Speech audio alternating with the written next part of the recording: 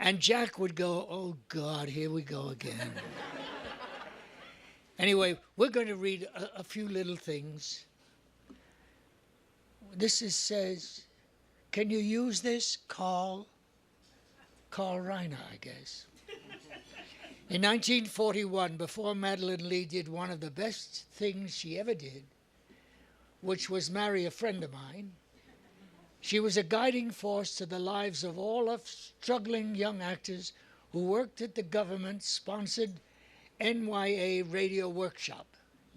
This blonde wisp of a girl, who was but a year or so older than most of us, sat in a glassed-in booth and directed our performances of radio dramas written by Norman Corwin,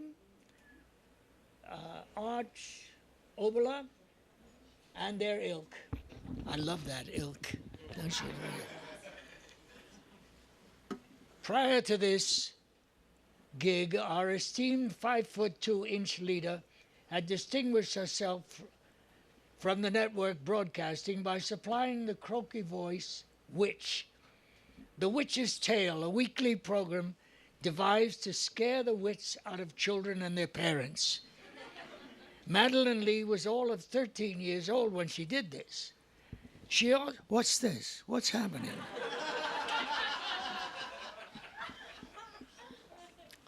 She also made many billions of dollars running from studio to studio to perform for shows that required the sound of a baby crying.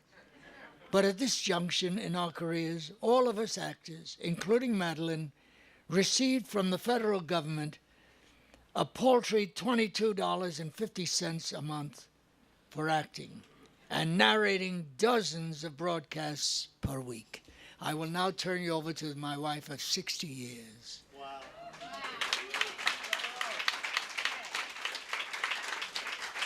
There you go, Stockton. I'm the wife.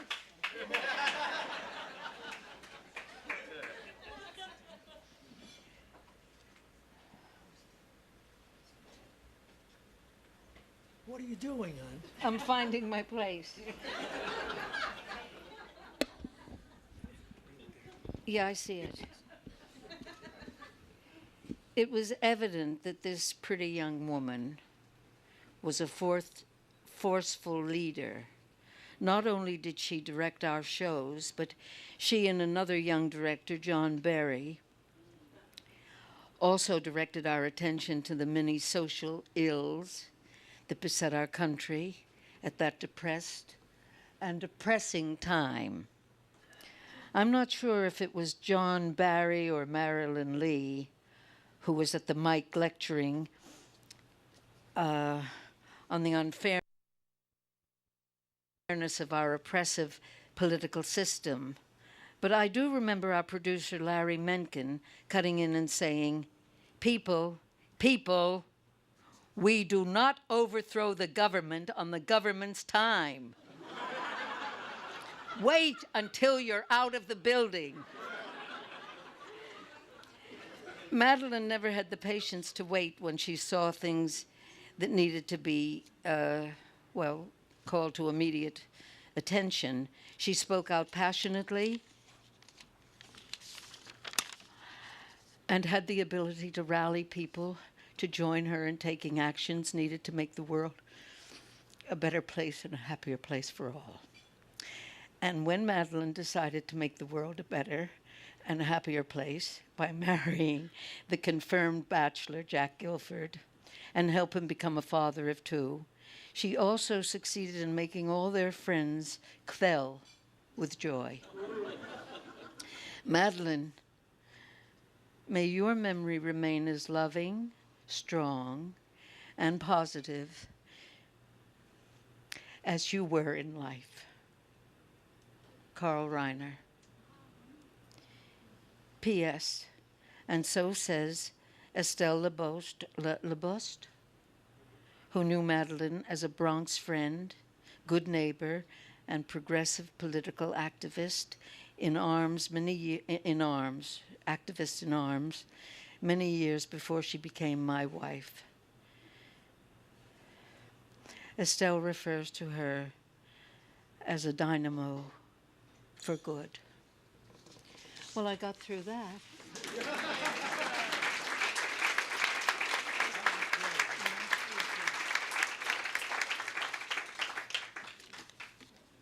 And I'm proud of myself.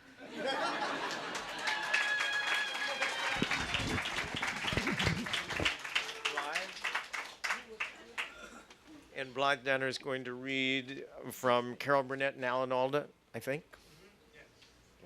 Okay. I would sing a short song, but I don't know a song that short. Well, actually, Bobby, we could do a reprise of our first off-Broadway show. As kids, Bobby and I sang. It was called Up Eden, and none of you ever saw it. I just remember 45 years ago entering Sardis downstairs with my mother, more than 45 years ago, I hate to say it, to have lunch. We were over from Philadelphia shopping at Altman's and walked in, and it was pretty empty. So Vincent was very dear and led us right up to the magic circle. And there were Madeline and Jack. And Madeline said, "So, you want to be an actress?" And I said, "Yeah, I don't know. I think I want to be a nurse, but I don't like blood, so I'm not sure I'm going to." She said, "Well, you got to be an actress." And an hour and a half later, I was determined to become an actress. There was no way you could say no to them. They made it all so beguiling, so that's life force. They were so damn much fun. And I have two letters to read. One is from Carol Burnett. "Dearest Madeline, may you and Jack be happily reunited, playing together on that big Broadway stage in the sky. You are loved and missed by all of us who had the joy of knowing you. All my love, Carol Burnett." And this from the Aldas. "We remember Madeline. She was the one sitting on the couch after a dinner party, not saying much until she heard enough. And who then summed up the evening with a wit so sharp it could cut through the toughest baloney. She gave one of us, Alan, an early start on the benefit circuit. Once she heard he could do an impromptu press conference as William Buckley. She lured him into a benefit for a sane nuclear policy, which went on for 4 or 5 hours and launched him into an impressive career of working for free. She was smart and funny and strong, and she never got tired of trying to make the world a better place for everyone. We remember Madeline with great affection, Arlene and Alan Alda."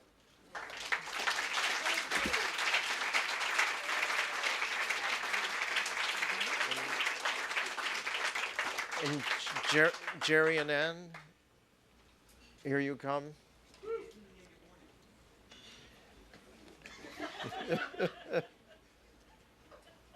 But don't fall.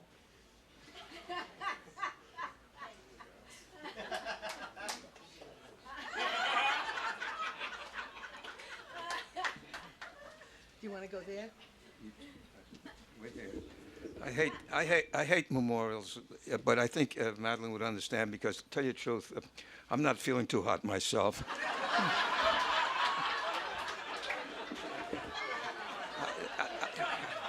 I said that the first time at a Mike Douglas memorial. I mean, I just don't want you to think that I come up with these things so easy. I work on them over a couple of He years. works on memorial material. He does it a lot. He does it more lately, actually.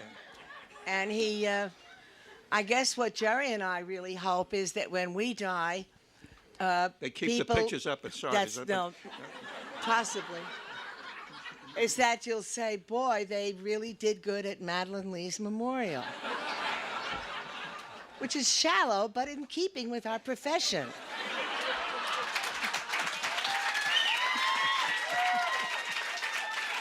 That's what it's about, yeah. Easy, baby, Yeah, easy. yeah. I know that many of you have to go do a show tonight, and it's... I don't think so. We'll try to make it brief anyway. I wrote this little... Jerry is, a lot of us are reading letters from people that couldn't be here, but Jerry, in his humility, wants to read you a letter that he wrote It's to in double- Joe. It's double-spaced, so you... I think it was... at a benefit for the Summerhill School at the Alvin Theater in the 60s that we first met Madeline. You know that? You know Speak into the microphone, will you Okay, please? yes, darling. And we met Madeline and Jack. We were unknowns, and we were trying to start a comedy act. We had to audition, and thanks to Madeline, we made the cut. That night, as they say in the business, we were discovered. Through the years, Madeline was always in our corner and wasn't prone to keeping it a secret. Her beliefs, this is not funny stuff, I'm telling you that right now. No, but you know, it's heartwarming. Yeah, so, yeah, you know. okay. Her beliefs were evident in every fiber of her being. She didn't need to wave an American flag to prove she was patriotic. It was hard to match her liberal leftist fervor, however. She swam in the same waters as all Americans, but got attacked. She took the hit with Jack and paid the price. Who else took klep? That's a Yiddish word meaning getting hit. I never heard that Yiddish word ever. Yeah. It was made famous on Saturday Night Live after a while.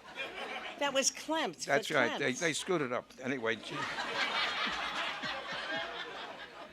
Anyway, it was Joe, Sam, and Lisa. Where are those kids? They're still here, all of us. That they called them the red diaper babies, and Sam made that clear a moment ago. They were brought up in a politically active family. Joey, read it how do faster. you There's survive? more Okay. people waiting. Well, when the service at the Riverside was over, we were still smiling around. We were still milling around on the street. That I don't want to leave There's feeling. a phone ringing, and if that's Madeline, we'll get back to her very soon. Anyway, we were just not ready to go on to what was next in our life. Let not this moment go away. That's the feeling we had outside on Amsterdam Avenue a couple of weeks ago. The funeral was like a Broadway show with music, songs, stories, and laughs. When it was over, we knew Madeline would approve. That's it. That's Jerry's letter. That's my Well, tone. Let's hear it all for right, Jerry's all right. letter. No. Anyway. And you want to? Yeah, Danny wanted me to read this letter from a guy, Andy Gale, who heard from Teresa Stratus, who evidently was in rags. I'm giving you the background so you'll understand the thing. It's very short.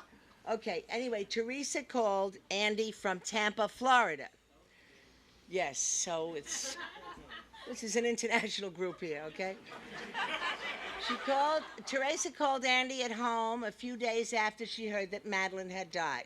She said, I usually don't believe in coincidences, but here I am in Tampa working toward my citizenship, thinking about rags, and just this morning I thought to myself how much I was looking forward to calling Madeline and saying, guess what?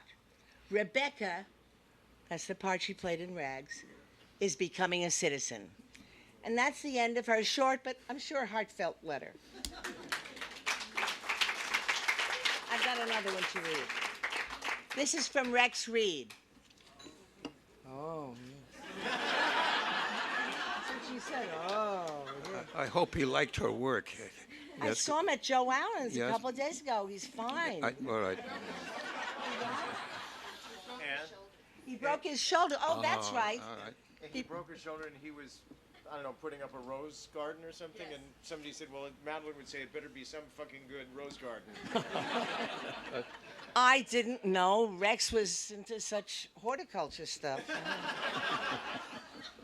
But you can't make her think, right? That's how it goes. Okay. We all know those old poems. All right, here's what Rex wrote. Okay.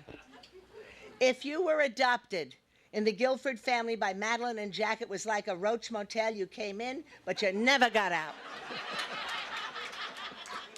Even though I was in love with show business, I was naive about it. I didn't know anything about what happened during the blacklist. Madeline and Jack were hiding out in Hollywood for a while just to get away from it, and one day decided that we have to get out of the house. So let's go to Nate and Al's. Well, what they saw upon arriving was that every communist in town was there. And Doris Day.